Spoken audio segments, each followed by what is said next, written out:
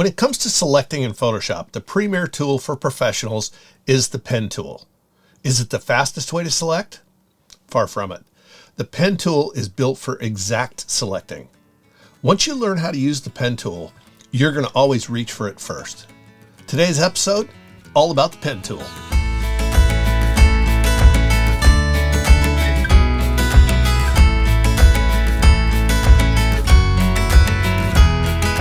Hi, I'm Terry Van Ryn, professional photographer, and I'm teaching you Photoshop from the beginning. Today, here on episode 6, we're going to wrap up our section on making selections. So let's go. So we're inside Photoshop here, and we've got an image up, and we're ready to roll. So a couple of things you want to be familiar with. One is the zoom tool, and we know we can get to it down here or hit the Z key to get to the zoom tool, because you're going to want to zoom up in certain areas from time to time so that you can see what you're doing with this pen tool. And the next thing that you're going to want to be familiar with is the little move tool, little hand tool. And that's where you hold the space bar down and you can move your image around so we can see more things. So the way to find a pen tool, down here we have these options here for the pen tool. And you can see its shortcut is the letter P. So we're going to use the letter P to get to the pen tool. Now, when we start with the pen tool, there's a couple of ways to work with the pen tool. What is sometimes is taught is making a click, and now you're going to drag it out over here, and you're going to then keep your finger down on the click button and then move, and then that becomes a flexible, roundish segment. Click again for straight, click again for straight. When you finish with this turn, click and then hold it and let it get into that position to get exactly what you want. Now you can do it that way if you like, but that's not how I do it. It's not that it's right or wrong, it's just this is how I've learned to be more accurate with this pen tool. So again, I start with the pen tool and then I just click and make segments. When I get to a turn, I just try to click both edges of the turn. So here, I'm just gonna, I don't care if it goes straight across, that's fine, because I'm gonna come back in later and refine this quite a bit. So we're scrolling around, again, on either side of a curve, just building the segment as we go.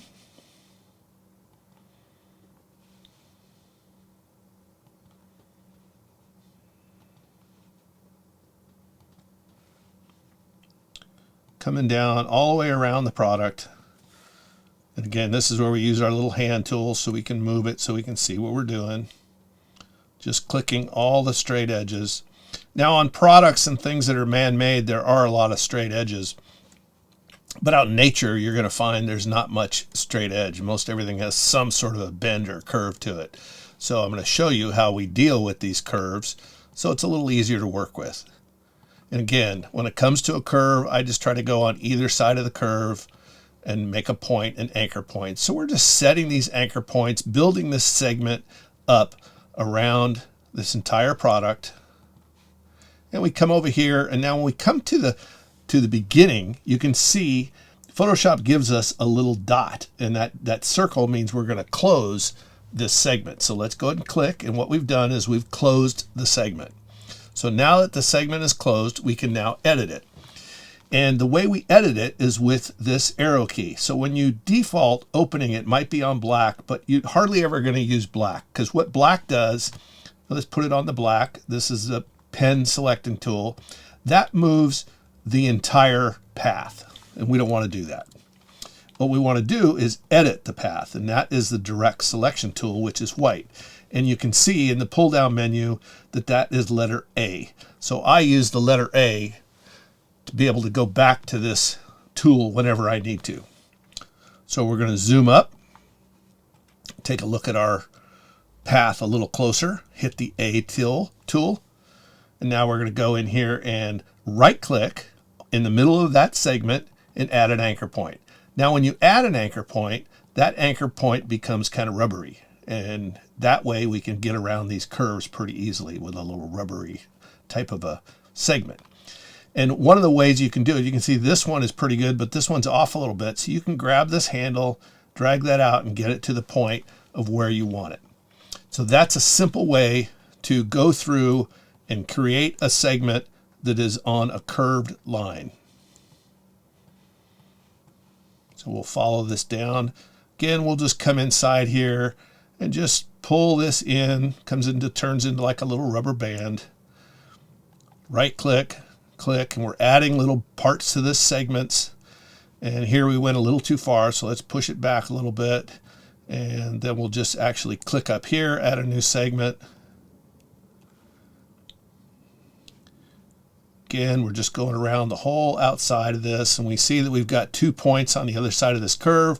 Go to the center of this segment, right click, create an anchor point, and then drag this out, and that fits pretty well.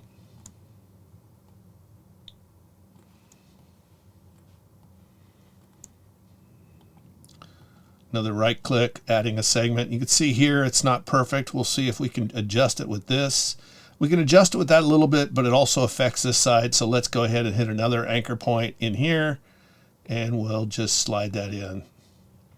Again, what we're trying to do is go around the perimeter of whatever it is we wanted to select and get it as close as possible. And because we're working on such a tiny level, so check this out. I'm going to zoom this way up. You can see that we're putting this pen line exactly on this edge of pixels. So if we want to be super accurate, we can take and add a segment, or add an anchor point rather, to the segment and get it exactly lined up how we want it. A lot of times you don't have to be working in that tight of a zoom. Depends, of course, on the selection you're trying to make. But in this case, we're just trying to make a nice, even, nice, tight selection.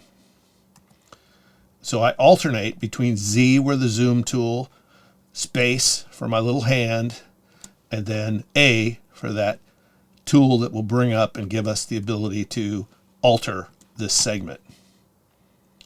So you can see here, we get to the other side. Now we see where the center of this new segment is. We right click, add another anchor point, and then grab that and drag it out.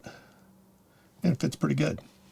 So this is how I go around entire subject and selecting this exactly so that it ends up having a really nice, fine path that we're making around this product. So this one's a little off, so we want to do that first, line that up into the edge. Then we hit that in the middle, and then rubber band this thing out. And anything we've missed, we can either alter with pulling this handle, or we can alter it by adding just another anchor point. And because anytime you add a new anchor point, it's always going to be that rubberized look. It's not going to be straight. So if you have something that you want to be straight, you have another tool that helps you do that. And I'll show you what that is here in a second.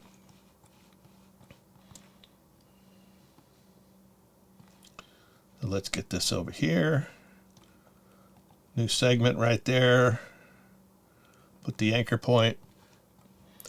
And again, we're just going around adding anchor points to our original. That we didn't spend a lot of time on the original to get it exactly how we wanted it.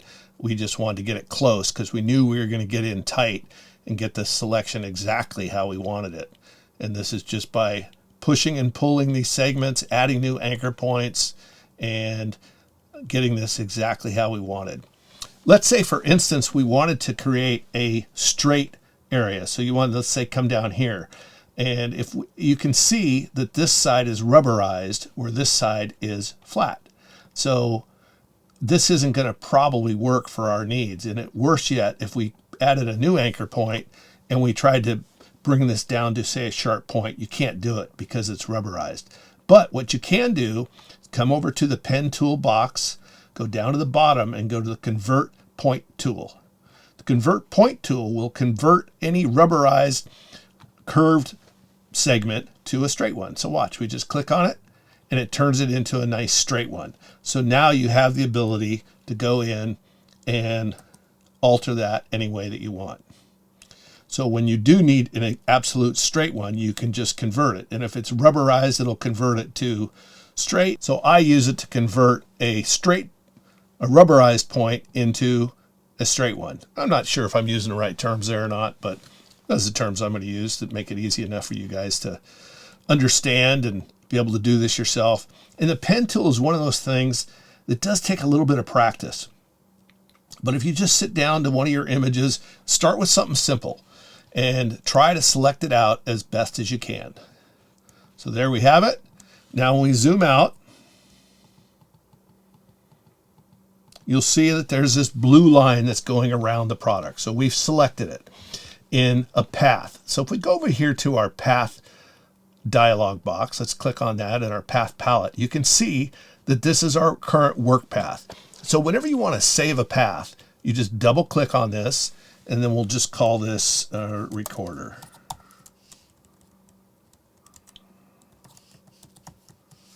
And we're just naming our path. And when you name it, then you're going to save it.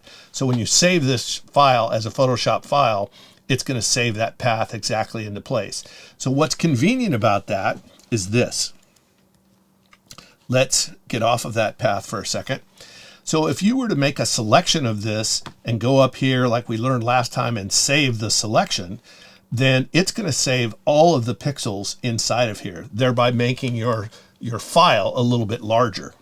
Where if you just go over here and save the path, then that path, we'll go ahead and make sure we can click on it. That path is just saving just the line. It's not saving what's inside or what's outside. It's only saving the line. So it obviously takes a lot less space to save paths. Now that we have a path, we need to turn it into a selection. It's not a selection yet, it's just a path. This third icon in the path palette is turning into a selection. So we click on it, you can see, look at that. We've taken that path line and turned it into an exact selection. So as we zoom up, you can see that we have a nice selection around this whole product. Now we can do things with it if we want. We can go ahead and put it up onto its own layer, Command J, and now we can see that that is totally stripped out from the background, and we have just the product sitting there because we made a really nice selection of it. And again, that's using a path first and then converting it into a selection. Another way to do that is to, let's go and undo this, grab our path again. And another way to turn this into a selection, which is the shortcut that I almost always use, I seldom come down here and click this, is I go Command for the Mac or Control for the PC, and then I hit Return. So Command Return, or in the PC, I believe it's Control Enter, and that turns it into a selection.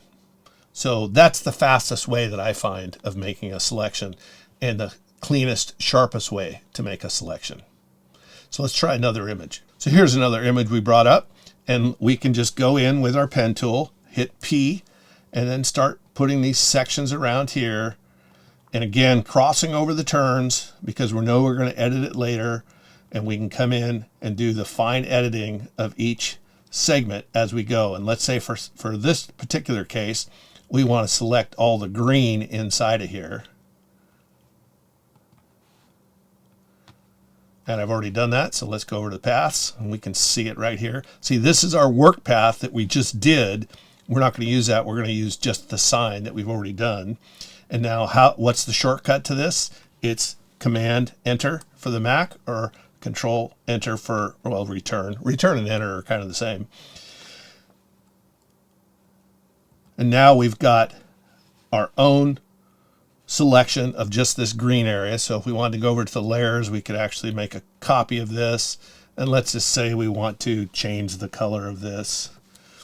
We can go ahead and do that by making the sliders different of however we want to change that, because we're just changing whatever it is that we selected. If you're enjoying these free classes on learning Photoshop, take a moment to click that like button. Then hit the subscribe button and remember to ring the little bell icon to be reminded of my next video. There's still lots more to come on this series, so you won't want to miss any of the episodes. So let's get back to it. All right, we have a much more intricate type of a selection now. And so what we're going to do is take the pen tool and create a path around this burger. So we just start clicking to create our path. All right, so I've created a path around this. So one of the things I wanted to show you was that when you're creating a path on something that's like on an edge, you don't have to be super accurate on the edge. In fact, I just hit a few points out here just to make sure that I'm connected in the right spot coming in and in the right spot going off the screen so that that's selected. So we've got this all tightened up. We did a pretty nice selection. Let's go in and take a look at it closely. All with our path, doing as best as we can. We hit our A tool and we're going to add to the selection by just adding, cutting that up a little bit, turning it a little bit. This could probably be moved in just a little bit. So we're going to get it as best as we can. Let's zoom back out. And again, what we're going to do is turn this into a selection. We can do that via the paths by hitting this icon right here, or quite simply the way that I do it, Command or Control Return. And now we've got a nice selection here. So let's go ahead and bring that selection up onto its own layer, Command J. It's on its own layer. You can see it there sitting there. While it looks like it might be pretty good, we always want to test how our selection looks. So in a really fine selection, you want to make sure it looks perfect.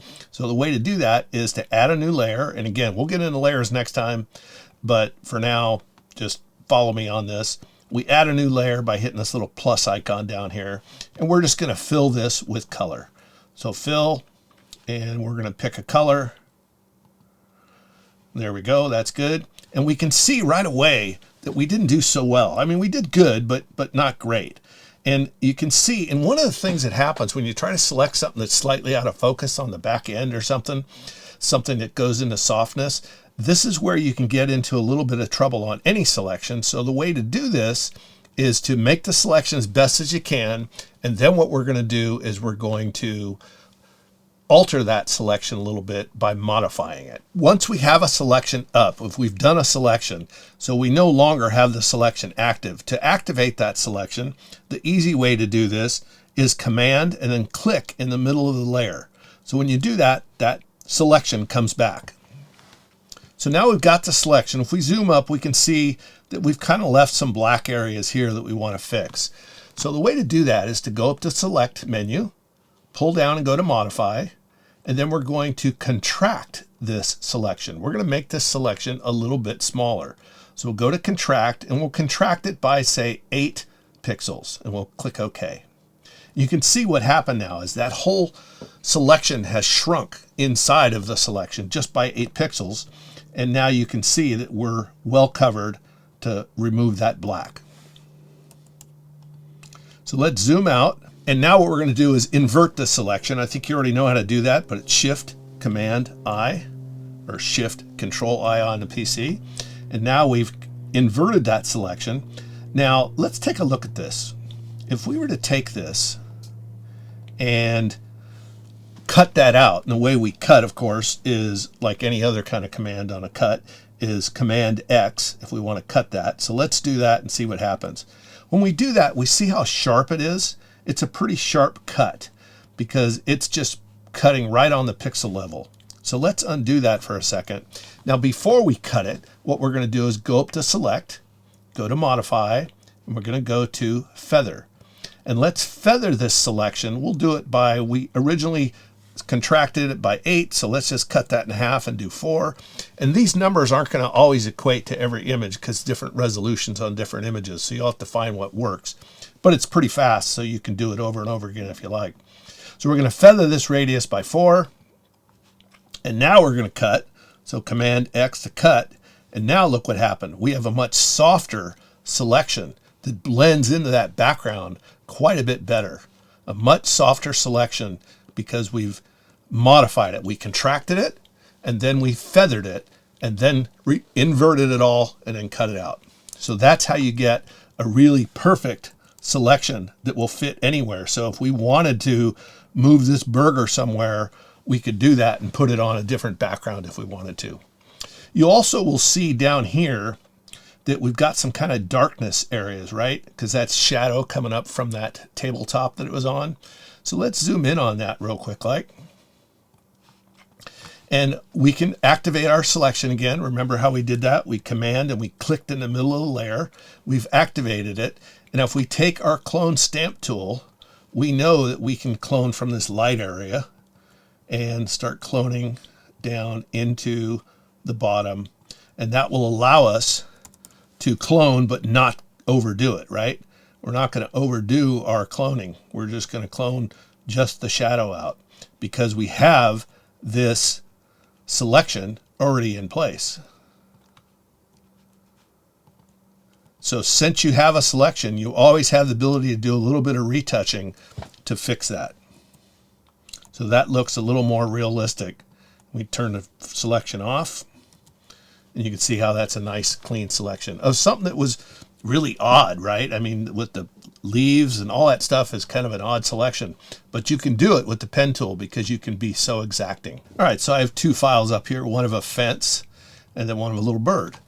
So let's go in and make our selection of this bird. Do this again by using the pen tool because we know it's the most accurate. We hit the letter P, and when we can start creating our selection.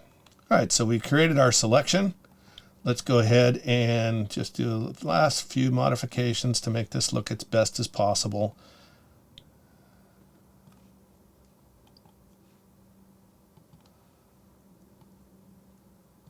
All right, so now we've got our selection. Let's zoom out. And this is all done on the path because you can see all these dots. It's just the path. So again, what are we going to do? We're going to make it into a selection. We're going to do Command Return, turn it into a selection. And on this one, we'll also probably contract it just a little bit. So we're going to go up here to Select, Modify, and contract by just a couple of pixels. Let's do it by 4 pixels. And then we're going to feather that, Select, Modify, Feather, and we'll feather it by, we'll just feather it by 1. That should be good. Nice little feather on there. And let's go ahead and then bring that up onto its own layer. Command J. And now you can see that we've got the mountain bluebird all by itself on a background. So now what we want to do is let's do a quick composite. So let's move this down over here. And we're going to bring up this other image that we had already of just the fence line. And let's go ahead and grab this. And we're just going to drag it over into the other file and let it go. And now we've got the little bird on the fence. And little emphasis on little because it's way too small. So let's go ahead and enlarge it. And the way you do that when you bring in an image from some other file is you want to come up to Edit, go to Transform, then down to Scale, and now we can make this bird a little bit bigger. That's probably about the right size.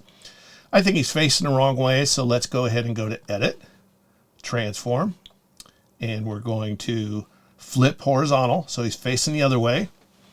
And we're going to take, and I think we need to rotate him a little bit too. So Edit, Transform, and we're going to go to Rotate, and we're just going to, little double arrows come up, and you can rotate this guy any way you want. We're just going to rotate him a little bit. That's good. And now we're going to position him the way we want it. We want to position him so that he's, let's take a look. Here's how we're going to position this. Is we're going to look, we didn't get all of his feet because if you recall, his feet were part of that wire fence and it wouldn't make any sense to have it on this wooden fence. So what we want to do is we want to position this little bird so that he's looks like he's standing on the fence. So we'll put it right down to the part where he is connected to the fence. If we did it too high, you could see this is kind of thin right here and here. We're just going to put it down right about to there. And that way he's going to be connected to the fence. Now what we need to do is we need to erase this, but we need to erase it very accurately so this looks real, right? Let's move him just a little bit more. There we go. So we need to erase this. So how do we do that? Let's turn off the bird layer for a second, and then we're going to take our pen tool, and we're just going to go along here and make a quick selection.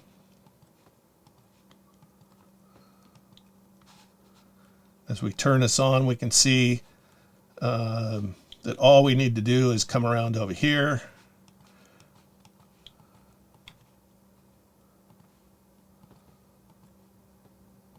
And we close the path by letting it connect and give us that little dot.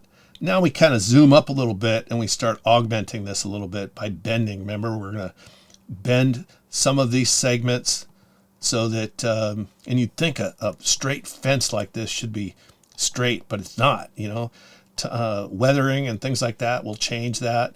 And just about anything in nature usually has some sort of bend, some sort of curve to it that, you know, isn't exactly straight. So these straight segments seldom work. Usually you have to have some sort of a curve in almost every little segment.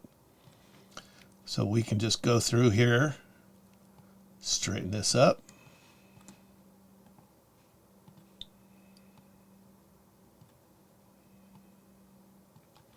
That should be good for now. So let's zoom out.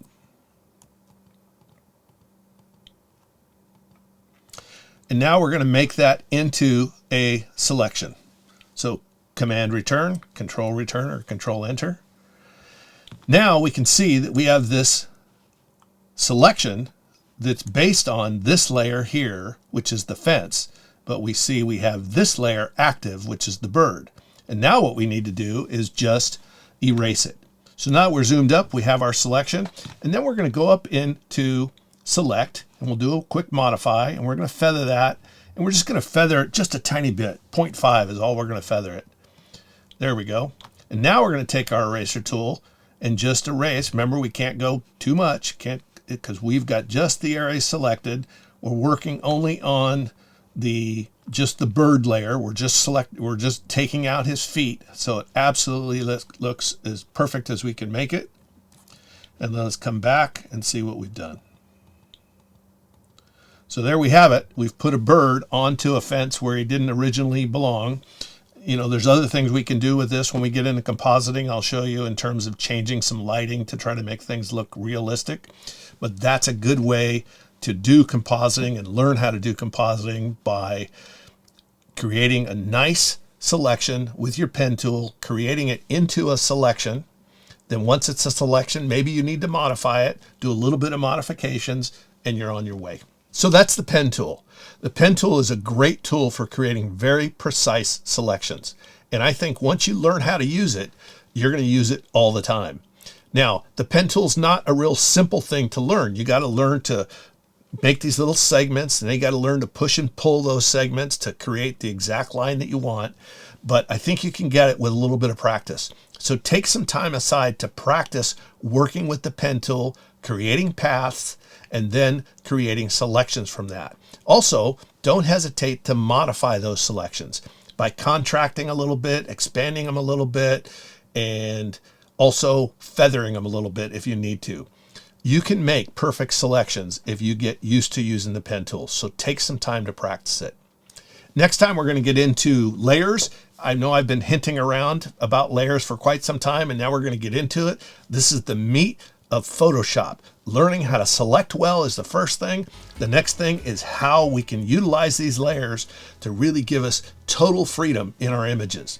So if you have any questions about some of the topics I've covered, feel free to leave your questions or comments in the comment section below, and I'll get back to you as soon as I can.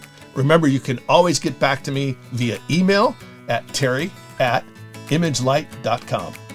All right, till next time, get ready. We're doing layers. See ya.